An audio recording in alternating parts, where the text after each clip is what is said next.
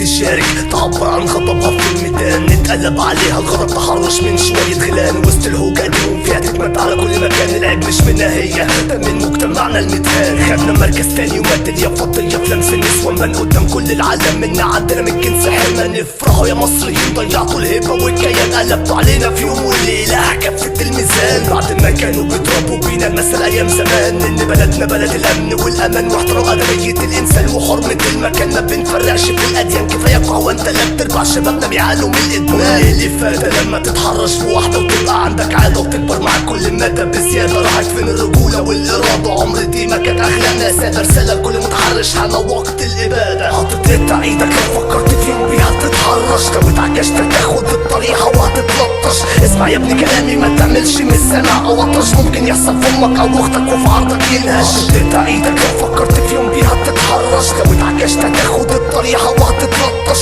اسمع يا ابني كلامي ما تعملش من السمع او اطرش، ممكن يحصل في امك او اختك ساعتها تعرف. هما بيحسوا بايه؟ حط اللي من دمك مكانهم وما تقولش تنسوهم، ومش انت اللي هتقدر ايمانهم عنهم. ليهم رب يحاسبهم، هتكسب ايه لما بتفضحهم؟ فكر في شكلهم وده معارفهم وكلام. شرف البنت زي عود الكبريت ما بيولعش مرتين، وهتشيل وزرع على كتفك مهما هتمر السنين، وانك هتكون سبب تعاستها واحساسها بالقليل. خليت شكلها مشي لكن قدام ربنا انت ليها مدين. وانا بتفرج مستغرب بشوف المهازل اللي بتحصل، بحس ان يوم القيامه قرب. بحاول استوعب الموقف قدامي بيبقى اسلوب محكم مدرب مع سبق الاصرار والترصد، ويستاهلوا الاعدام لو الحكم مخفف يبقى مؤبد. لازم نحافظ على عرضهم لان من غيرهم الحياه هتقف. بيكملونا وبنكملهم، ما ينفعش تلغي طرف وصوتهم ويا صوت عشان مصر نروح لكن بشرف. ودي كانت ما تمر رسالتي قول للمتحرش الوك ينصرف. حطت انت ايدك لو فكرت في يوم بيها تتحرش، لو اتعكشت تاخد الطريقه وهتتلطش. اسمع يا ابني كلامي ما تعملش من السمع او اطرش، ممكن يحصل في امك او اختك وفي عرضك ينهش. حطت انت ايدك لو فكرت في يوم بيها تتحرش، لو اتعكشت تاخد الطريقه وهتتلطش.